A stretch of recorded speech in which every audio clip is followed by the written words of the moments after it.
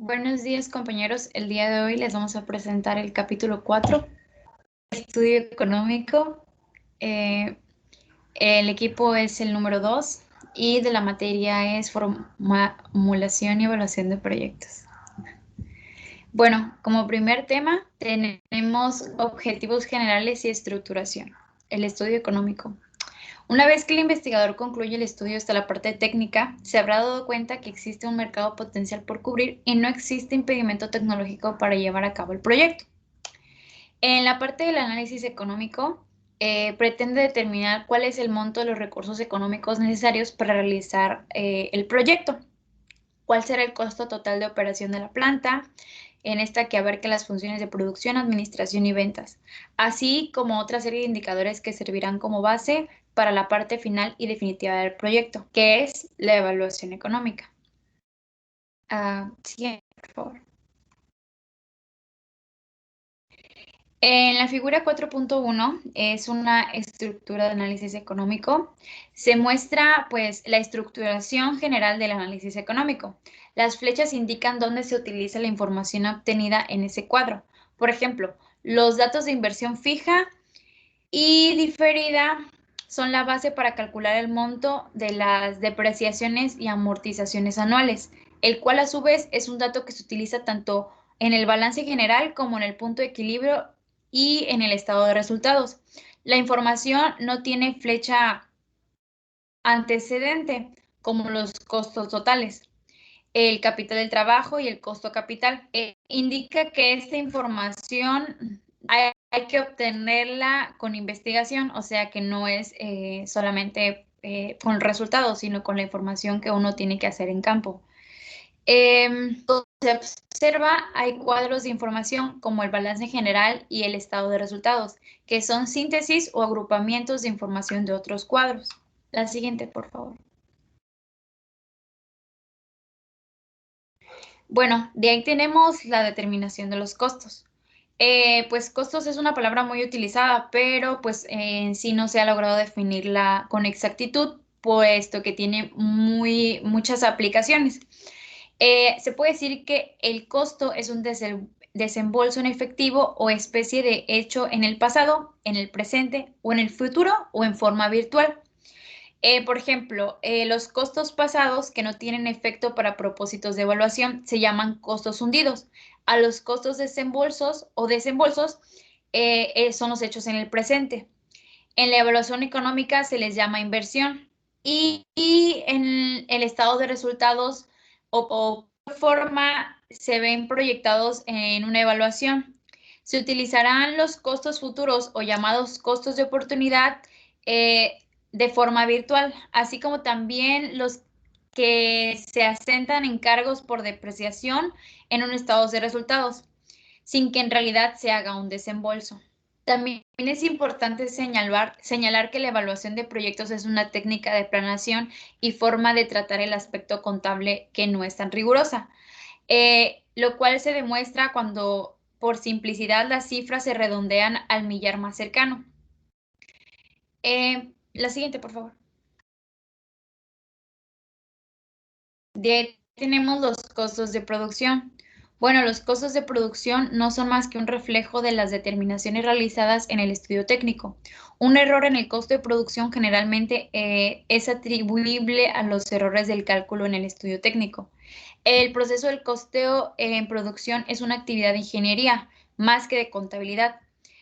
Si se determina que en el proceso productivo requiere 25 obreros y sucede que cuando arranca la planta se observa que son insuficientes y que aún hay 3 trabajadores más, la responsabilidad no será de contabilidad, que concretó al anotar el salario de los trabajadores que se solicitaron. El método de costeo que se utiliza en la evaluación de proyectos se le llama costeo absorbente. Esto significa que, por ejemplo, en el caso del cálculo del costo de la mano de obra, se agregan al menos el 35% de prestaciones sociales al costo anual, lo que significa que no es no es necesario desglosar el importe específico de cada una, sino de una sola cifra, el 35% se absorben todos los conceptos en estas prestaciones.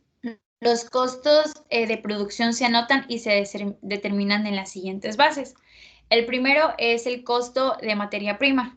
No se debe tomar en cuenta solo la cantidad del producto final que se desea, sino también de la merma propia de cada proceso productivo.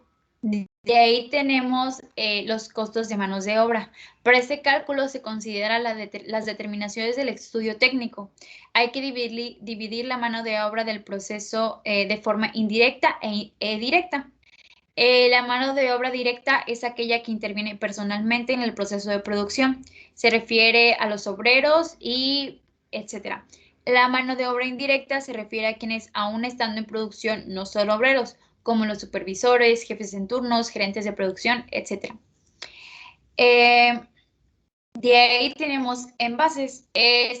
Existen dos tipos de envases. El envase primario, que está en contacto directo con el producto, por ejemplo, el aceite comestible será el envase de plástico pues de 1 litro, y el envase secundario será la caja de cartón o de plástico que contiene las 12 o 20 botellas que son por lote.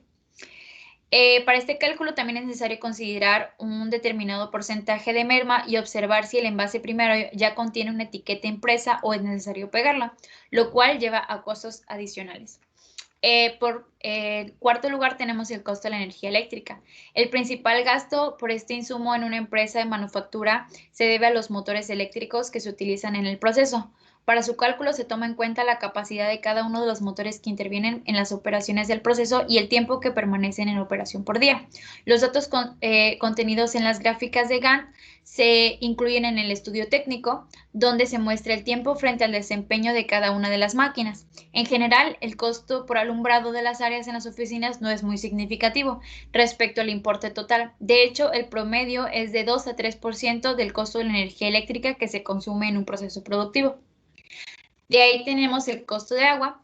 Es un insumo muy importante en algunos tipos de procesos productivos. Lo mínimo a considerar en un consumo son 150 litros por trabajador, de acuerdo con la reglamentación vigente de la Secretaría o Ministerio del Trabajo. De ahí tenemos 6, que son los combustibles. Se considera cualquier tipo de combustible que se utilice en el proceso, tal como gas, diésel, gasolina, etc.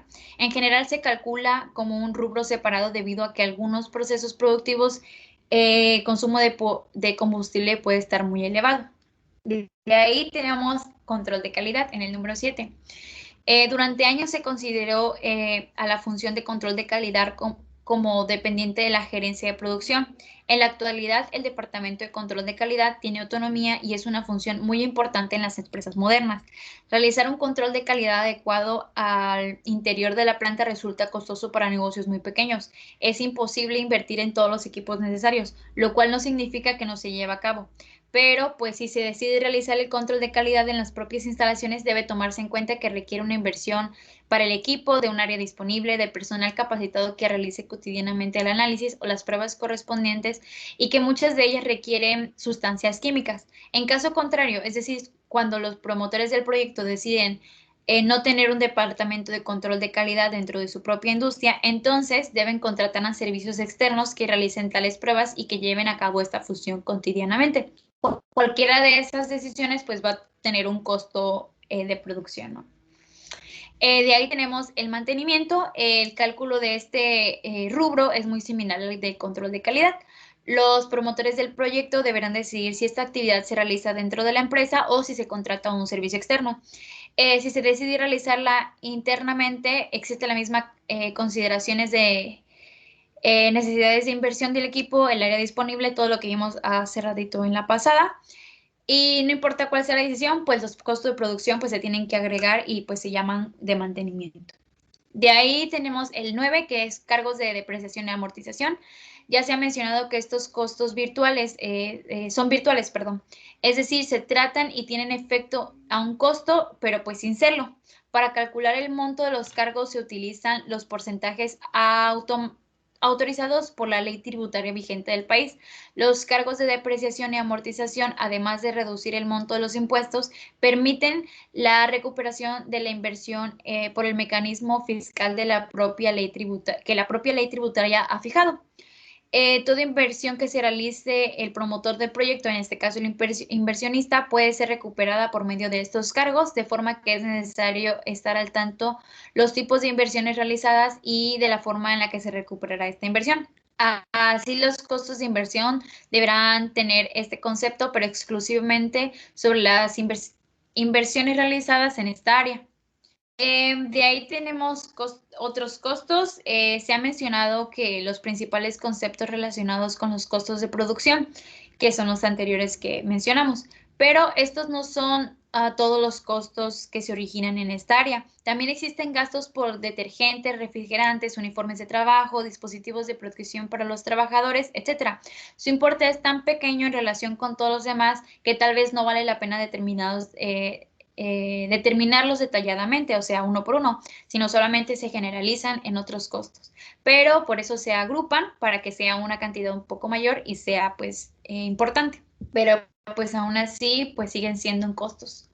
Y por último, tenemos costos para combatir la contaminación.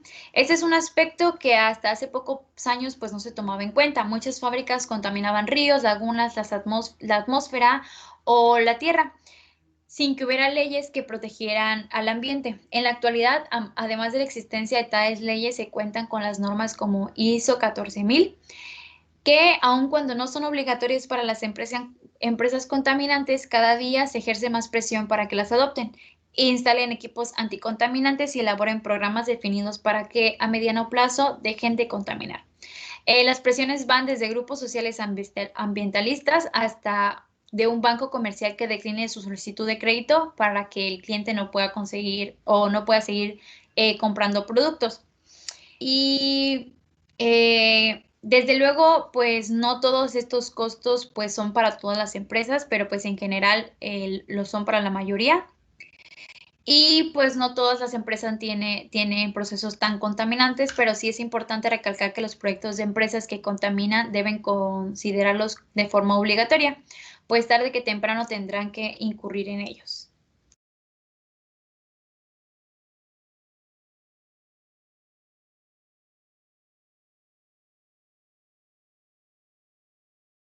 Bien, ahora vienen los costos de administración. Los costos de administración, como su nombre lo indica, son los costos que provienen de realizar la función de administración en la empresa. Ahora, tomados en un sentido amplio, no solo significan los sueldos del gerente o director en general y de los contadores, auxiliares, secretarias, sino también de los gastos generales de oficina. Una empresa de cierta envergadura puede contar con direcciones o gerencias de planeación, investigación y desarrollo, recursos humanos y selección de personal, relaciones públicas, finanzas o ingeniería, que bueno, este costo podría cargarse más bien a la producción. Entonces, esto implica que fuera de las otras dos grandes áreas de una empresa, que son la producción y las ventas, los gastos de todos los demás departamentos o áreas que pudieran existir en una empresa se cargarán a la administración y costos generales.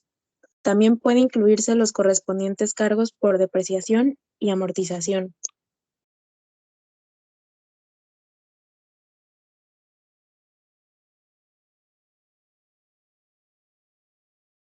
Bien, los costos de venta. Eh, bueno, en algunas ocasiones el departamento o gerencia de ventas también se le conoce como mercadotecnia. En este sentido, vender no significa solo hacer llegar el producto al intermediario o al consumidor, sino que implica una actividad un poco más amplia. La mercadotecnia abarca la investigación y el desarrollo de nuevos mercados eh, o de nuevos productos adaptados a los gustos y necesidades de los consumidores. El estudio de la estratificación del mercado también, las cuotas y el porcentaje de participación de la competencia en el mercado, la adecuación de la publicidad que realiza la empresa, la tendencia de las ventas, etcétera. Y bueno, como se observa, un departamento de mercadotecnia puede constar no solo de un gerente, una secretaria, vendedores y choferes, sino también de personal altamente capacitado y especializado, cuya función no es precisamente vender. La magnitud del costo de venta depende tanto del tamaño de la empresa como del tipo de actividades que los promotores del proyecto quieran que desarrolle ese departamento. La agrupación de costos que se ha mencionado como producción, administración y ventas es arbitraria. Hay quienes agrupan los principales departamentos y funciones de la empresa como productos, recursos humanos, finanzas y mercadotecnia, subrayando así la delegación de responsabilidades. Cualquiera que sea la clasificación que se le dé, pues influye ya sea muy poco o nada en la evaluación general del proyecto.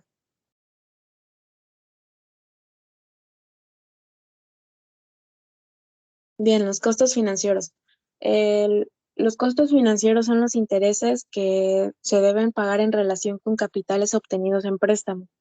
Algunas veces estos costos se incluyen en los generales y en los de administración, pero lo correcto es registrarlos por separado, ya que un capital prestado puede tener usos muy diversos y no hay por qué cargarlo a un área en específico. La ley tributaria permite cargar estos intereses como gastos deducibles de impuestos. El detalle de cómo se calculan y se aplican aparece en financiamiento.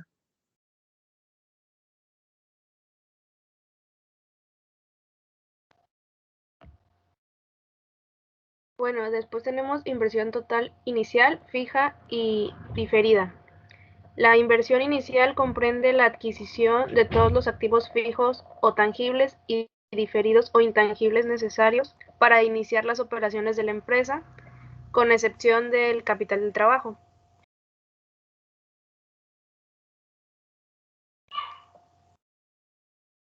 En fijo o intangible se entiende que son los bienes propiedad de la empresa como terrenos, edificios, maquinaria, equipo, mobiliario, vehículos de transporte, herramientas, entre otros.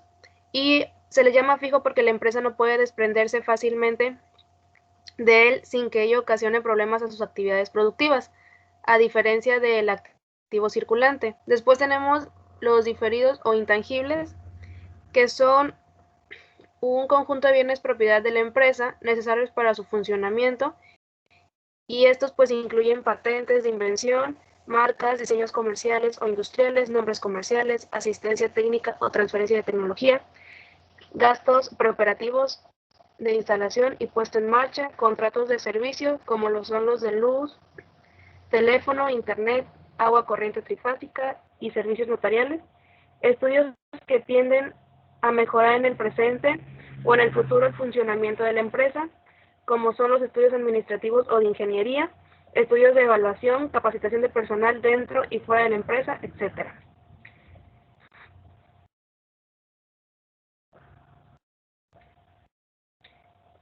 En el caso del costo del terreno, este debe incluir el precio de compra del lote, las comisiones a agentes, honorarios y gastos notariales, y aún el costo de demolición de estructuras existentes que no se necesiten para los fines que se pretenda dar al terreno.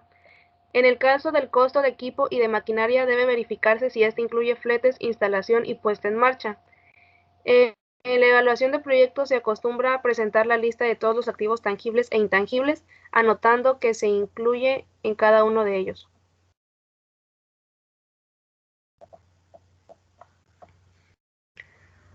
Después tenemos lo que es el cronograma de inversiones. Este es el cálculo del tiempo apropiado para capitalizar o registrar los activos en forma contable. Capitalizar el costo de un activo significa registrarlo en los libros contables como un activo. No existen normas que regulen el tiempo en que deba registrarse un activo para correlacionar los fines fiscales con los contables, lo cual provoca diferencias entre ambos criterios. Por lo tanto, el tiempo ocioso durante el cual el equipo no presta servicios mientras se instala no se capitaliza. Esto quiere decir que pues, no se registra. De ordinario, tanto por razones conservadoras como para reducir el pago de impuestos.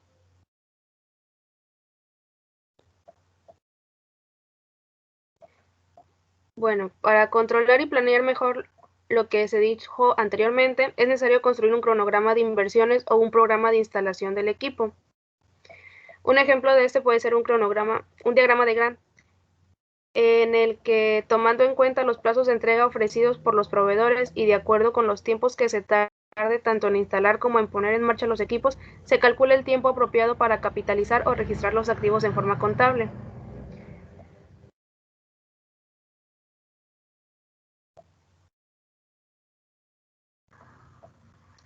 Para esto se recomienda también una evaluación elaborada en la cual se ilustra y desarrolla en la presentación práctica del estudio.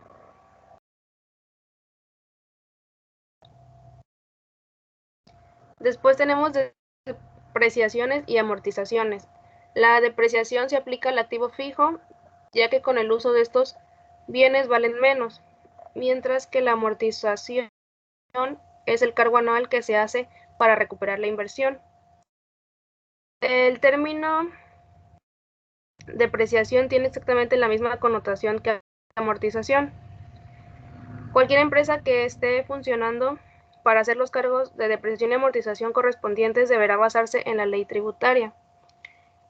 El monto de los cargos hechos en forma contable puede ser esencialmente distinto de los hechos en forma fiscal.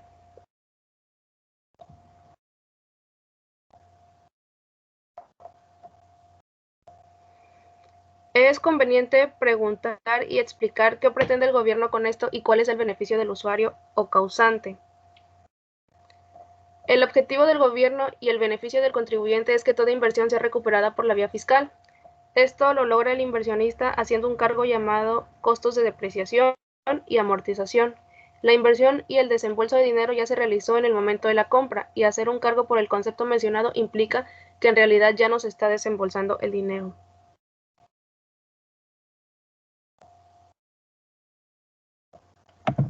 Capital de trabajo. Desde el punto de vista contable, el capital de trabajo se define como la diferencia aritmética entre el activo circulante y el pasivo circulante. Desde el punto de vista práctico, está representado por el capital adicional, distinto de la inversión en activo fijo y diferido. Aunque el capital de trabajo también es una inversión inicial, tiene una diferencia fundamental respecto a la inversión en activo fijo y diferido, y tal diferencia radica en su naturaleza circulante.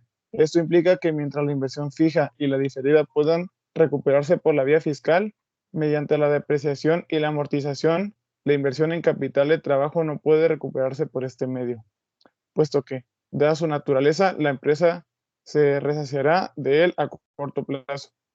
El activo circulante se compone básicamente en tres rubros: valores e inversiones, inventarios y cuentas por cobrar.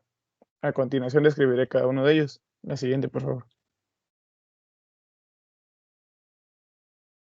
Valores e inversiones.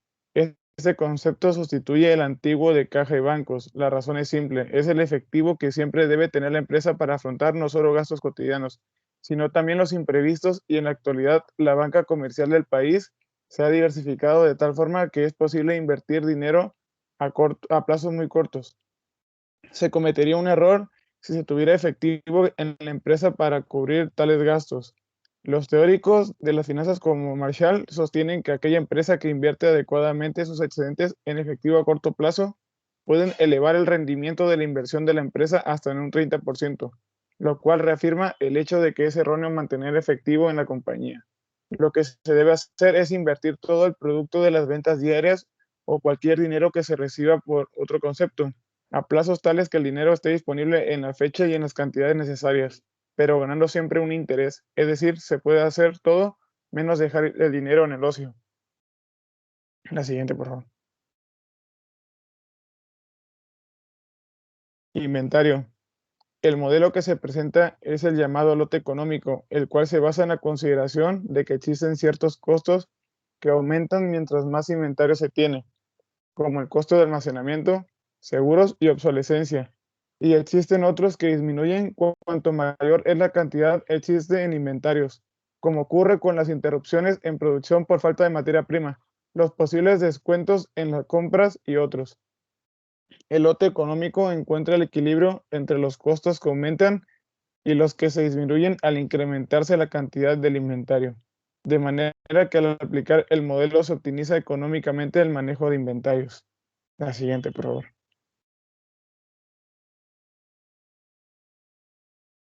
El último son las cuentas por cobrar. Este rubro se refiere a que cuando una empresa inicia sus operaciones, normalmente dará crédito en la venta de sus primeros productos.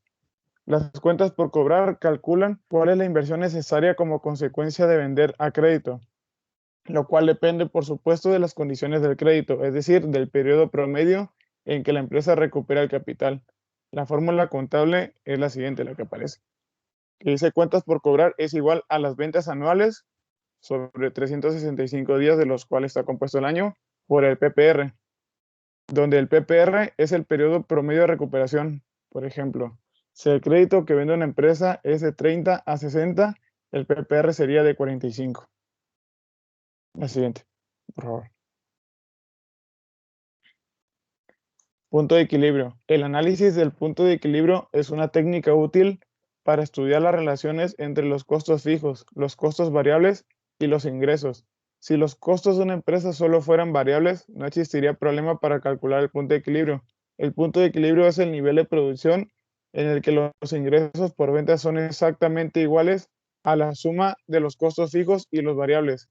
En primer lugar, hay que mencionar que esta no es una técnica para evaluar la rentabilidad de una inversión, sino que solo es una importante referencia a tomar en cuenta. Además, tiene las siguientes desventajas. Para su cálculo no se considera la inversión inicial que da origen a los beneficios proyectados, por lo que no es una herramienta de evaluación económica. Es difícil delimitar con exactitud si ciertos costos se clasifican como fijos o como variables. Y esto es muy importante, pues mientras los costos fijos sean menores, se alcanzará más rápido el punto de equilibrio. Es inflexible en el tiempo. El equilibrio se calcula con unos costos dados, pero si estos cambian, también lo hace cambiar el punto de equilibrio. La siguiente, por favor. Estado de resultados pro forma.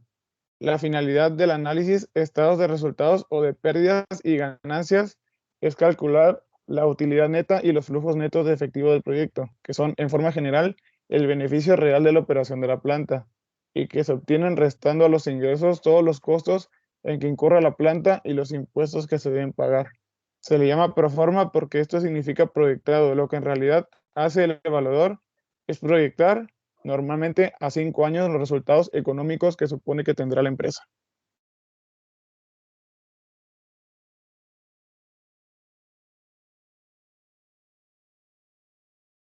Muy bien. Bueno, vamos con el costo de capital o tasa mínima aceptable de rendimiento. Para formarse cualquier empresa debe realizar una inversión inicial. El capital que forma esta inversión puede provenir de varias fuentes, que vendrían siendo las personas físicas, en donde se tienen a los inversionistas, o las instituciones de crédito, que vienen siendo los bancos o inversionistas afines a los bancos. A continuación se analizará detalladamente cómo se calcularía este coste cuando se presentan mezclas de capitales como las que ya mencioné.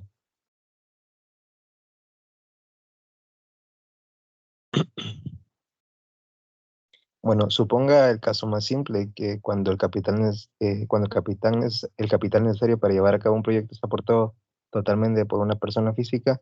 Antes de invertir, una persona siempre tiene en mente una tasa mínima de ganancia sobre la inversión propuesta. Esta es la tasa a la que llamamos tasa mínima aceptable de rendimiento. Sus siglas son el TMAR. Por lo regular, es una creencia común que la tasa mínima de referencia debe ser la tasa máxima que ofrecen los bancos por una inversión a plazo fijo. Al realizar este balance neto entre el rendimiento bancario e inflación, siempre habrá una pérdida neta del poder adquisitivo o el valor real de la moneda. Si se mantiene el dinero invertido en un banco. De esta manera es lógico pensar que un banco no puede, por el simple hecho de invertir en él, enriquecer a cualquier persona.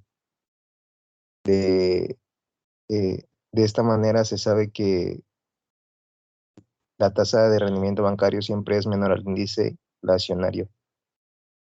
Entonces, de esta manera se puede definir que hay una relación firme entre el índice inflacionario, ya que cuando el inversionista arriesga su dinero, para él no es atractivo mantener el poder adquisitivo de esa inversión, sino que ésta tenga un crecimiento real.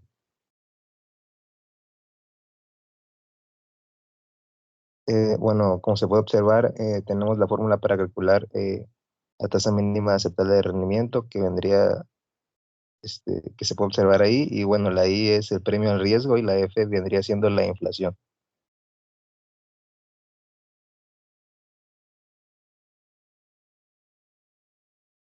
Una primera referencia para darse una idea de la relación riesgo-rendimiento es el mercado de valores o bien la bolsa de valores.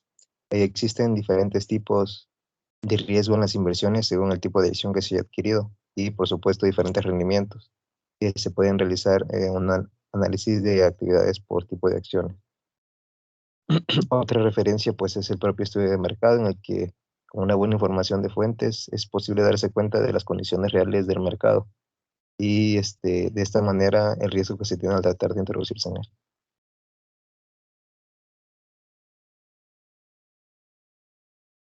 Bueno, una empresa está financiada cuando ha pedido capital en préstamo para cubrir cualquiera de sus necesidades económicas. Si la empresa logra conseguir dinero barato en sus operaciones, es posible demostrar que esto le ayudará a elevar considerablemente el rendimiento sobre su inversión. Debe entenderse por dinero barato los capitales pedidos en préstamos a tasas mucho más bajas de las vigentes en instituciones bancarias. Aquí se presentarán los métodos de pago como las fórmulas que utilizan para calcular estos intereses y el capital.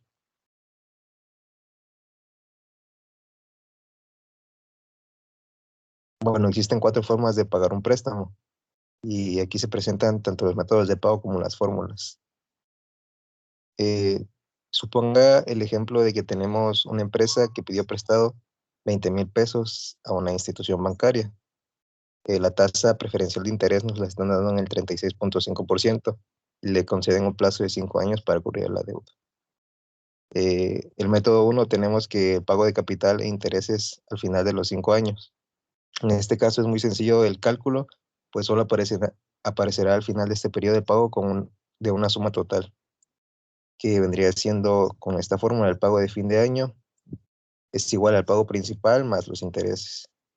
Sustituyendo los valores que ya sabemos, el P vendría siendo el préstamo que pedimos, el 1 es la constante, más el interés que es del 36.5, como mencionamos, por el número de años que se tiene, a los que se pidió el plazo de préstamo, que son 5, y pues tenemos el resultado total. Y el método 2 es el pago de interés al final de cada año y de intereses y todo el capital al final del 5º año. En este caso se debe hacerse una sencilla tabla de pago de la deuda, donde se muestra el pago año con año, tanto en capital como intereses. En esta tabla se puede observar cómo vamos pagando año con año y al final decidimos liquidar la deuda de jalón al final del año.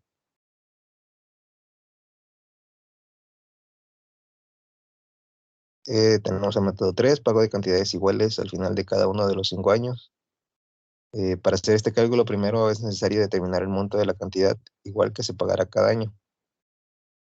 Para ello obtenemos la fórmula que se ve aquí, a continuación, en donde la A vendría siendo la anualidad, que es el pago igual que se hace cada fin de año, y pues los demás valores ya lo tenemos, que es la I, el interés y la N, pues el número de años. Tomando en cuenta el préstamo que pedimos y sustituyendo todos los valores, nos da este resultado. Y se puede apreciar en la tabla a la derecha los intereses que se obtienen al multiplicar por 0.365, que pues es la tasa de interés que nos cobraron. Por último tenemos el último punto, pago de intereses y una parte proporcional del capital, 20% cada año al final de cada uno de los 5 años.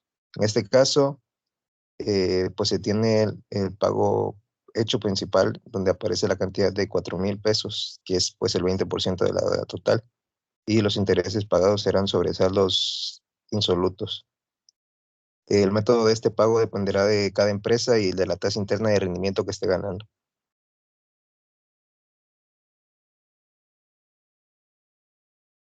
Bueno, para empezar, tenemos que un activo para una empresa significa cualquier pertenencia material o inmaterial, mientras que el pasivo significa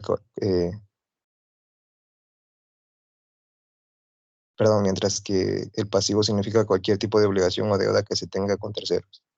Y el capital, pues, son los activos representados en dinero, que son propiedad de los accionistas. Cuando una empresa tiene una operación en determinado tiempo de funcionar, la diversificación de sus operaciones monetarias es demasiado amplia.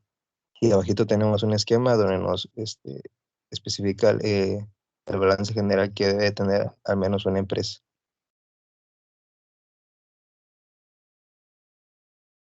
Cuando se realiza el análisis económico de un proyecto y se debe presentar el balance general, se recomienda